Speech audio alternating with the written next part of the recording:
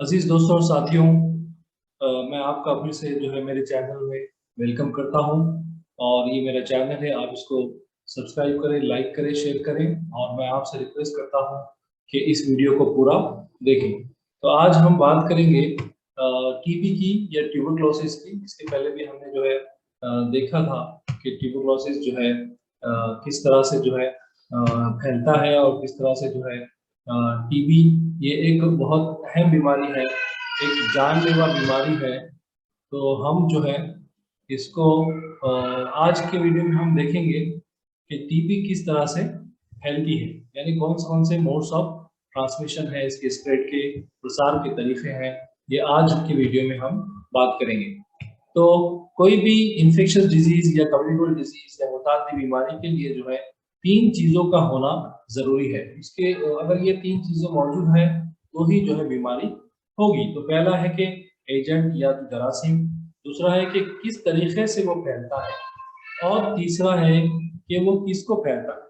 तो ये तीन चीजें का होना बहुत जरूरी है, तभी जो है एक इन्फेक्शियस डिजीज या कम्युनिकेबल डिजीज फैल सकता है।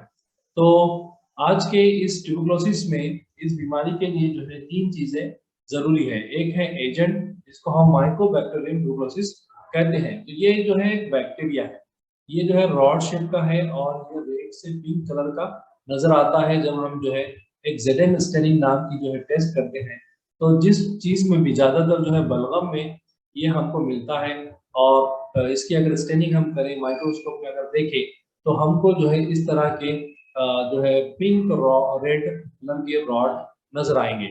और दूसरा जो है मोड ऑफ ट्रांसमिशन, यानी कोई एक तरीका जिसके जरिए ये बीमारी फैलती हो। तो हम टीबी में देखेंगे वो किस तरह फैलेंगे। और तीसरा के ससेप्टिबल होस्ट, यानी जिसको बीमारी हो सकती है।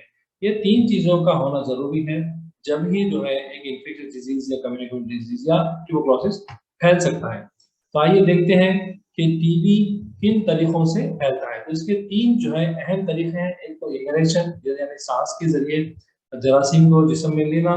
दूसरा जो है इंजेक्शन, यानी ग़िज़ा में या पीने के चीजों में जो है जरासीम को अंदर लेना।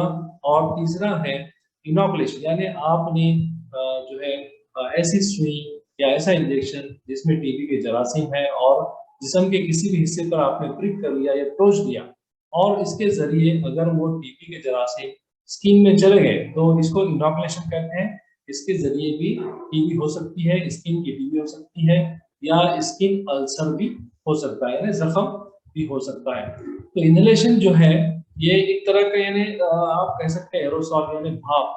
हम जब छींकने के बाद या खांसने के बाद जो जरासीम हवा में फैलते हैं, वो जरासीम जो है हमारे सांस के जरिए जिस्म में दाखिल होते हैं। तो इस तरह से जो है ये तीन मेजर मोड ऑफ ट्रांसमिशन है। हम एक के बाद एक जो है देखेंगे। तो इनहेलेशन में दो तरीके हैं, एक तो ड्रॉपलेट इन्फेक्शन और दूसरा है ड्रॉपलेट न्यूक्लियाई। तो ड्रॉपलेट इन्फेक्शन इसको कहते हैं कि जब एक आदमी खांसता है या छींकता है तो उसके मुंह से जो है नेसोफेरिंजियल सिक्रीशंस हवा में खारिज होते हैं। और अगर कोई शख्स उसके पास अगर हो तो वो उसको डायरेक्ट जो है इनहेल करता है या सांस के जरिए लेता है, उसको कहते हैं ड्रॉपलेट इन्फेक्शन। और बहुत सारे जो ड्रॉपलेट्स है ये जो है हवा में या जमीन पर जो है सेटल हो जाते और बाद में हवा के जरिए एक जगह से दूसरी जगह पर कैरी होते। तो उसको कहते हैं ड्रॉपलेट न्यूक्लियाई, डस्ट की या धूल की शक्ल में। और ये जो है दूसरे शख्सों के पास जाते हैं, वो उसको सांस के जरिए अपने जिस्म में लेते हैं। और अगर वो ससेप्टिबल है तो उनको ये बीमारी हो सकती है। तो इनहेलेशन में जो है एयरबॉर्न इन्फेक्शन इसको कहा जाता है, हवा के जरिए फैलने वाला जो है तरीका। तो इसमें ये दो चीजें हैं, ड्रॉपलेट इन्फेक्शन और दूसरी चीज है ड्रॉपलेट न्यूक्लियाई। तो इनकी वजह से जो है टीबी के जरासीम हवा में खारिज होने के बाद फैलते हैं, दूसरे शख्स पर जाते हैं। तो ये माइकोबैक्टीरियम ट्यूबरोसिस, जिसका जो जरासीम है टीबी के लिए, ये हवा के जरिए जो है एक जगह से दूसरी जगह जाते हैं और ये खारिज होते हैं खांसी में और छींकने में, या जोर से चीखने चिल्लाने या गाने में भी। लेकिन ज्यादातर जो है खांसी और छींक की वजह से ये खारिज होते हैं। और माहौल कैसा है, एनवायरनमेंट कैसा है, इस पर डिपेंड करता है कि ये जो बैक्टीरिया है हवा में कई घंटों तक रह सकते हैं। तो ह्यूमिडिटी अगर ज्यादा है, टेम्परेचर जो है मीडियम है, तो ये जो है हवा में ज़्यादा देर तक रहेगा और जो है ये फिर दूसरे लोगों को फैलेगा। और ये जो है सरफेस पर फैल जो है कांटेक्ट से या किसी भी पेशेंट के डायरेक्ट कांटेक्ट से जो है नहीं फैलेगा, सरफेस कांटेक्ट से ये नहीं फैलता है। ट्रांसमिशन और इनहेलेशन जब भी होगा तो इसमें जो है ड्रॉपलेट ट्यूबरिया जिसमें ट्यूबरकुलोसिस के बैक्टीरिया होते हैं, ये या तो मुंह के जरिए या फिर नाक के जरिए जो है हमारे जिस्म में दाखिल होते हैं, फिर ये हवा की नालियों में जाते हैं, फिर जो हमारे फेफड़ों के अंदर जो ब्रोंका और एल्वेला होते हैं वहां पर जाके ये जो है बस जाते हैं और फिर जो है वहां पर वो कई साल तक भी रह सकते हैं। जब हमारे कुव्वत दिमाग या इम्यूनिटी हमारी जब कम होती है तो ये जो है बीमारी पैदा करते हैं। तो ट्यूबरकुलोसिस जो है ड्रॉपलेट इन्फेक्शन और ड्रॉपलेट मीडिया इन दो चीजों से जो है फैलता है। तो स्पुटम पॉजिटिव पेशेंट यानी जिसके स्पुटम में या बलगम में या हवा की नाली के सिक्रेशंस में अगर टीबी के बैक्टीरिया मौजूद हो तो ये फैलता है, अगर ना हो तो ये नहीं फैलता है। और एक टीबी होता है जिसको हम एक्स्ट्रा पल्मोनरी ट्यूबरोसिस यानी लंग्स को फेफड़ों को छोड़कर बाकी जो अज़ा है हमारे जिस्म के उनकी जो बीमारी होती है उसमें जो है ये इनहेलेशन के जरिए या खांसी के या छींक के जरिए फैलने के चांसेस बहुत कम होते हैं। तो जब भी जो है इन्फेक्शन होगा तो उसमें चाहिए कि जब हम छींके या खांसे तो उसमें एक वायबल यानी जिंदा बैक्टीरिया का होना जरूरी है।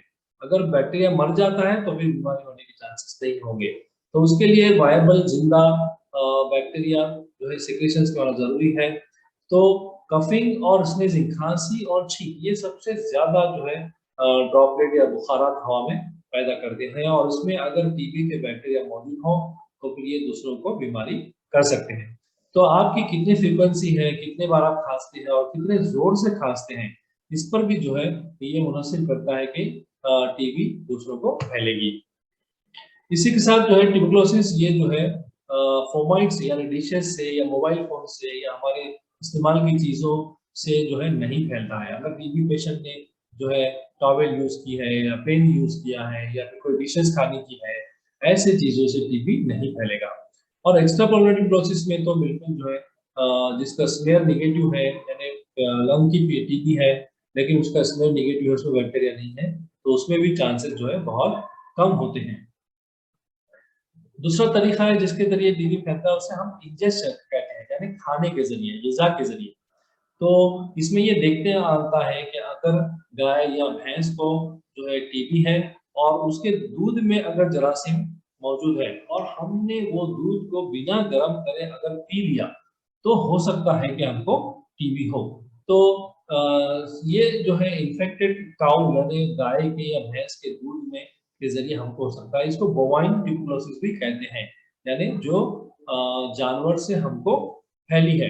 तो ऐसी बीमारी में जो है हमको ज़रूरी है कि दूध को हम जो है अच्छा उबालें, उसको औटाएँ, कम से कम 5 मिनट तो भी दूध को उबालना चाहिए। हम क्या करते हैं कि जब दूध उबलने लगता है, हम गैस बंद करते हैं, ऐसा नहीं करना चाहिए। कम से कम 5 मिनट तक दूध को उबालना चाहिए, ताकि उसमें जो टीबी के जरासीम हैं, वो मर जाएँ। तीसरा तरीका है इनोकुलेशन यानी सुई के ज़रिए या स्किन में अगर कोई फट फट जाए हमारी स्किन और उसके अंदर डायरेक्ट अगर जो है बैक्टीरिया को डाला जाए, ये बहुत कम जो है फिर इसके केसेस होते हैं।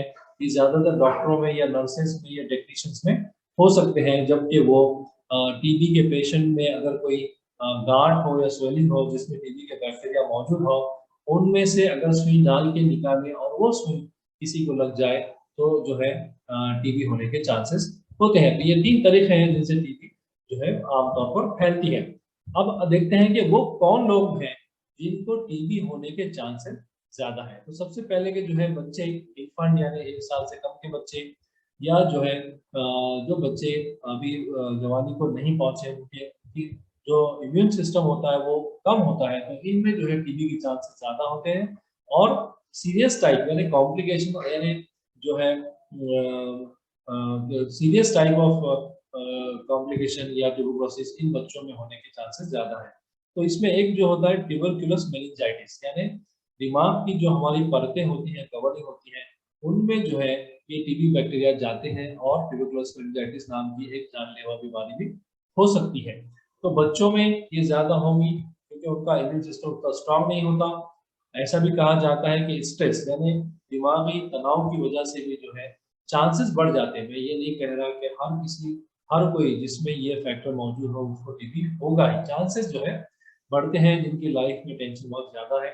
उसके अलावा जो है जेंडर डिफरेंसेस यानी मर्दों और औरतों में, तो औरतों में शुरुआती दौर में यानी 20 से 40 साल की उम्र में ज़्यादा होने के चांसेस हैं। और जिन औरतों में टीबी होती है, उनमें जो है एक चीज़ देखने में आती है कि उनमें जो है इनफर्टिलिटी कॉमन होती है। 30% केसेस में जो है इनफर्टिलिटी कॉमन है।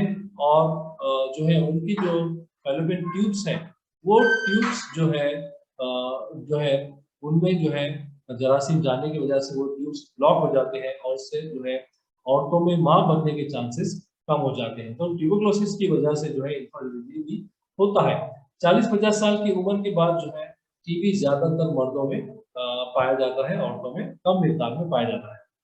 इसके अलावा जो है जिनको शुगर है या स्टमक अल्सर्स है, एसिडिटी बहुत ज़्यादा है या कुछ ऐसी और कंडीशंस हैं जिनकी वजह से जो है टीबी भी हो सकता है। तो इसमें जो है इंटेस्टाइनल बाईपास ऑपरेशन, तो कुछ लोगों में या कुछ कैंसर के जो है स्टमक कैंसर हो या आंतों का कैंसर हो, इनकी जो है सर्जरी की जाती है। तो ऐसे सर्जरी की हुए पेशेंट में भी टीबी के चांसेस ज़्यादा है, जो रेगुलर डायलिसिस करते हैं या जिनको हीमोफीलिया है। तो ये सब कंडीशंस हैं जिसमें भी जो है टीबी के होने के चांसेस बढ़ जाते हैं। और कुछ लोग जो है लंबी थेरेपी या लॉन्ग टर्म थेरेपी में भी जो है टीबी जो है होने के चांसेस होते हैं। जैसा कि एंटी कैंसर ड्रग्स और जो है एड्रेनोकॉर्टिकल ड्रग्स यानी जिसको हम स्टेरॉइड भी कहते हैं, जो आजकल जो है कोविड में बहुत ज़्यादा मिकदार में दिया जाता है। तो जो लोग जो है एंटी कैंसर ड्रग ले रहे हैं या स्टेरॉइड ले रहे हैं, उनमें भी जो है टीबी के चांसेस बढ़ते हैं। उसके अलावा कुछ लोग जो है ट्यूमर नेक्रोसिस फैक्टर नाम की जो कुछ दवाइयाँ होती हैं, ये ड्रग लेते हैं, उनमें भी जो है टीबी होने के चांसेस ज़्यादा हैं। बात करते हैं एचआईवी और एड्स इन्फेक्शन की, तो ऐसा कहा जाता है कि हर एक चौथा पेशेंट या फिर जो हर चौथा पेशेंट जिसको टीबी है, वो उसमें एचआईवी और एड्स होने के चांसेस हैं। तो एचआईवी इन्फेक्शन की वजह से भी जो है टीबी होने के चांसेस बहुत बढ़ जाते हैं। आजकल तो कोई भी अगर टीबी का पेशेंट आता है, तो उसमें एचआईवी इन्फेक्शन टेस्ट करना बहुत ज़रूरी है, क्योंकि एचआईवी की वजह से जो है हमारी इम्यूनिटी कम हो जाती है और टीबी होने के चांसेस बढ़ जाते हैं। तो इस सूरत में जो है जो पेशेंट को एचआईवी है या एड्स है, उनमें टीबी होने के चांसेस बहुत होते हैं। तो हमको जो है उनमें टीबी के लिए रेगुलर स्क्रीनिंग करना।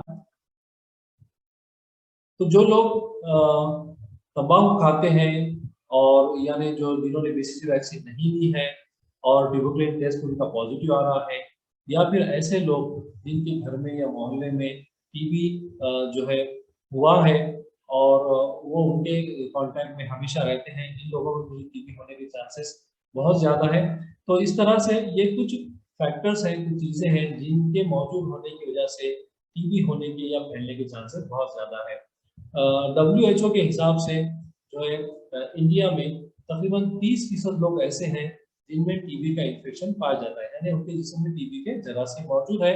अगर उनमें ये कुछ फैक्टर्स या उनकी इम्यूनिटी कम हो जाती है, तो ये बैक्टीरिया फैलना शुरू करते हैं और उसके बाद वो जो है टीबी की बीमारी करते हैं। तो हमको कोशिश करना चाहिए कि हम जो है इनमें से किसी भी फैक्टर में जो है मुलविस ना हो, इनके कॉन्टैक्ट में ना आए और जो है टीबी को फैलने से हम रोकें। तो इस वीडियो को देखने के लिए आपका बहुत-बहुत शुक्रिया। मैं फिर से आपके लिए गुज़ारिश करता हूँ कि आप मेरे चैनल को सब्सक्राइब करें और इसको शेयर करें और इस वीडियो को पूरा देखने के लिए बहुत-बहुत शुक्रिया।